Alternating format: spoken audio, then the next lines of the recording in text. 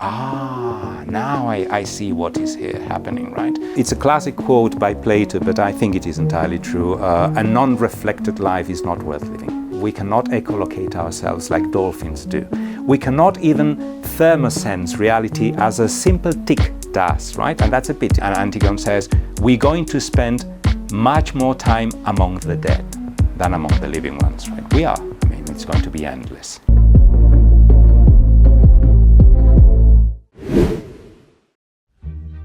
My name is Carlos Segovia. The age I leave you to guess. I'm very young. A philosopher is always young, on the other hand, right? This is a quote from Plato. My conscious life started in Granada, which is a very beautiful city, but I mean especially the area where I was raised up. Nearby the sea, the Mediterranean Sea, which has a very peculiar light. And I think that this light opened my eyes to life's beauty. But before that, I was told that I was born in London. I moved very rapidly to Madrid, lived for many years between Madrid and Granada. Then during my adulthood, I mostly lived in Madrid, though I've traveled a lot and stayed in different places, as for instance, northern Denmark, for instance, to Malawi, Russia, and for now I'm here. Don't know for how long, but for now I'm here in Madrid, and I do philosophy. I'm passionate about what I do. I think that philosophy is important because it helps us to become aware of the notions through which we picture the world. The world is never accessed directly, it's always pictured by us somehow. So trying to understand how we picture it and whether other ideas may be more rich in order to picture is something that I love, and this is what I do.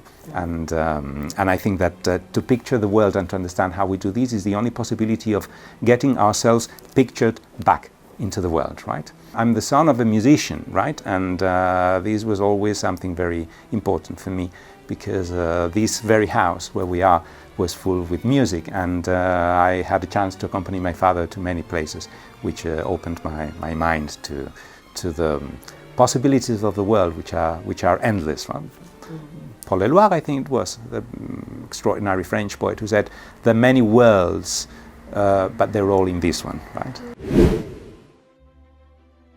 There was always a passion in me for thinking. I was always an observer, right? So I was always very attentive to everything which happened, and I was always very attentive to the different people whom I met. And I was attentive to, I think, almost everything from the very moment in which I was a child. When I was 17, I went a very deep crisis in my life because my father died. And this obliged me. I felt I had to research, and philosophy was a very important component in this. From that very moment onwards, I decided that this is what I would do. It really helped me to reposition myself in the world and to re-singularize myself. I think this is really important, and it's a classic quote by Plato, but I think it is entirely true. A non-reflected life is not worth living. Because when you reflect upon what you're living, you become able to live it twice, in the sense that you live it even more intensely, because now you reflect upon it. When you understand what is going on, when you try to understand what is going on in what you're living, and you become even more conscious of what it is. And it is important also, not only because it broadens your understanding of things, and therefore it also, as I've said, it broadens your experience, but because everything that we are living, at the very same time in which it lives, it dies. It goes away forever. It will never come back. Every moment is entirely gone. So it is also a way of taking care and paying due tribute to that part of life which goes away, right? I would say that actually humans are, I mean, we don't have other things, sadly. We cannot echolocate ourselves like dolphins do. We cannot even thermosense reality as a simple tick does, right? And that's a pity. They're much more interesting than we are. But we are producers of meaning. I would say this is what humans do. We are the producers of meaning, which is what is behind the classical definition of, we say, quoting Aristotle, that humans are rational animals, right? But this rational thing was never there in the first place. The term which is there is the term logos. And logos in Greek means to gather, to bring together meaningfully. So we are animals that produce meaning. Plants, cats, dolphins, even ticks produce meaning in other ways as well, of course, right? In the sense that they also live a meaningful reality. But they don't do it with dedication and complexity that we do. The fact that we can raise our eyes and look through this window and see the building in front of us, or even the mountains further away, and think that maybe tomorrow I might be traveling to these mountains. This is something that my beloved cat doesn't do. She is much more contained, living an eternal present here now, which is marvelous. I cannot do that to a certain point. I try to become a cat when I play with her as much as possible. But therefore we're able to produce a very broad range of meaning. We're producers of meaning. This is what humans do, actually. By being attentive to what surrounds us and to what we live, and by trying to reflect upon it. Since we have language, we are already prepared for that task. Just taking time. Maybe it's all a question of time in the end. We're not used to, or time-space, yes. In the sense that a different way of approaching things, a different rhythm, opens a different space. That's why I like the concept of space-time, of time-space more than space-time, right?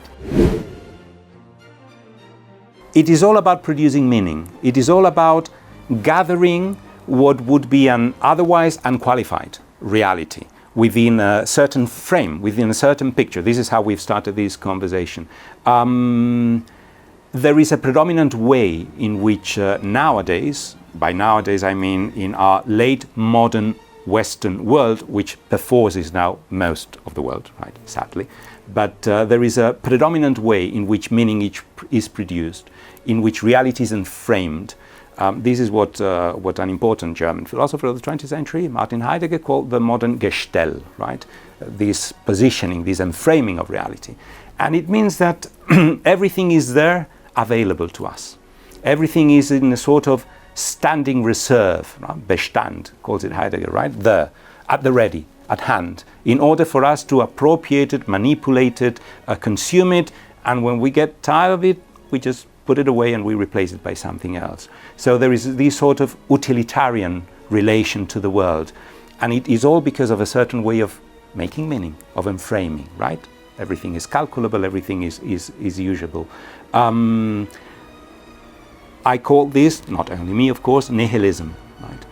But I also call nihilism the attempt to try to escape from this by turning off the light, right? So that it all becomes chaotic, by way of contrast, against this overexposure of reality.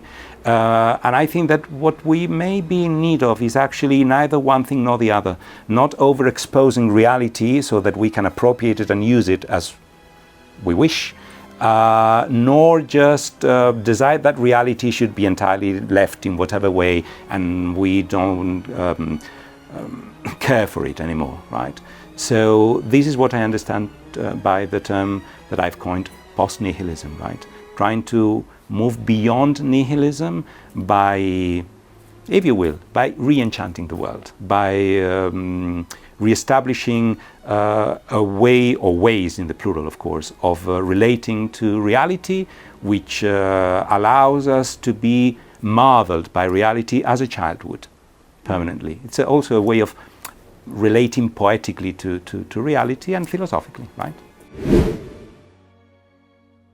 I would say that you can find anything by accident in life, actually. That's an interesting point. I mean, life, put differently, life always surprises us. So yes, you don't need to have decided that you're going to do something in order for interesting things happen to you in life.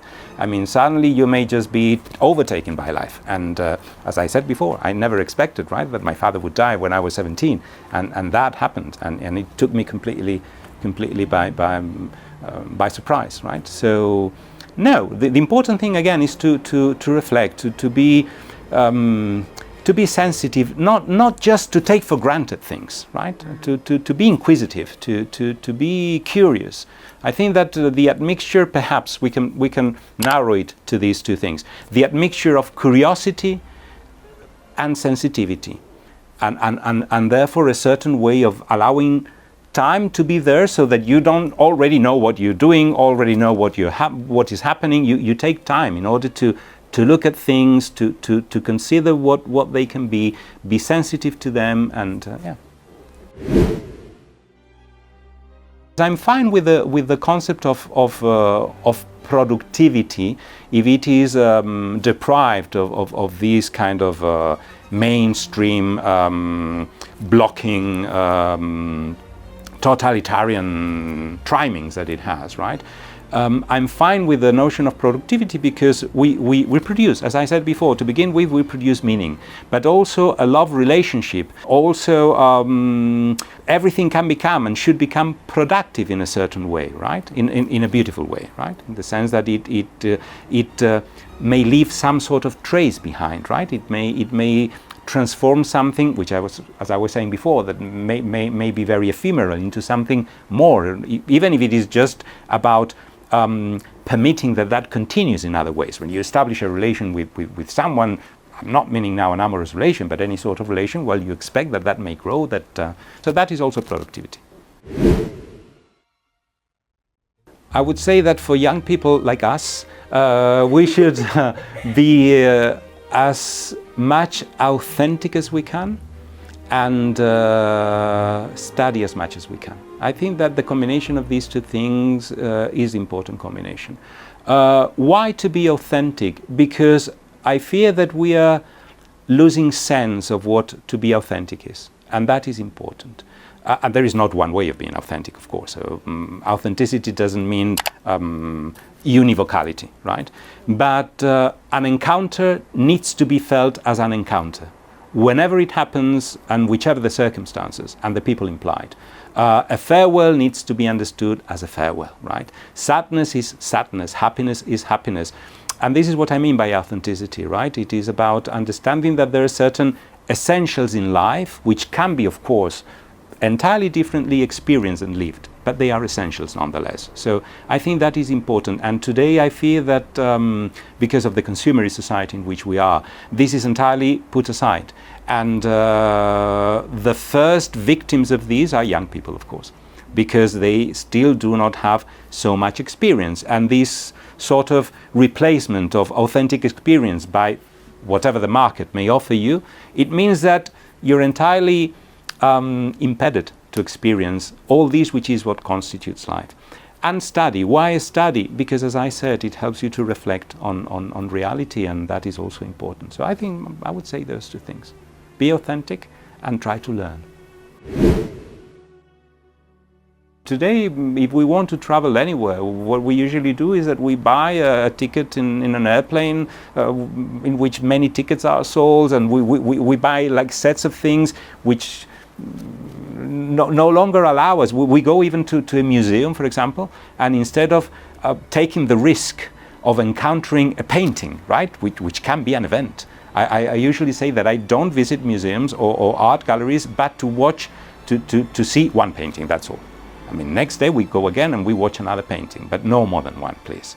And of course, with the audio guide, you just throw it to the rubbish bin, right? Because the audio guide is only going to give you information, which may be interesting, but that later on.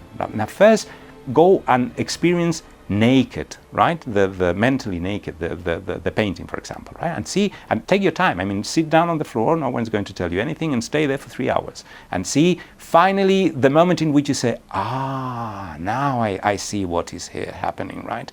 That's that's an impressive moment. And in this way, we enrich our subjectivities. They're no longer standardized, they're no longer patterned, and we're not already told what we need to feel, to think, to desire. I mean, we're told too many things subtly, right, in this sense. No one tells us anymore, but we are persuaded that this is what we want, which is even worse, right? So, yeah, it's a question of authenticity, it's a question of freedom as well, it's a question of complexity, it's a question of, I mean, just to end with this, thinking here of the great Greek playwright, Sophocles, in Antigone, right? And Antigone says, we're going to spend much more time among the dead than among the living ones, right? We are. I mean, it's going to be endless, and we're there forever. Well, what are we doing while we're here? among the living, right? We better understand what this is, because it's amazing, it's beautiful. It's beautiful to understand how is it that the plants actually behave, right? And think, right? Beautiful, recommendable book by Eduardo Cohn, and very interesting anthropologist, How Forests Think, right? Very interesting. So it's beautiful to travel and to find that languages can semiotize and picture the world in entirely different ways, so that you have actually many worlds and not just one, right? And so on. So while we are alive, we better take account of all these richness, and for that we need to move outside the box, and moving outside the box meaning being free and authentic to feel, experience and reflect. Without study, you go nowhere. Well, you said the last question and I talked a lot already. If you watched the video until now, this is your sign to subscribe.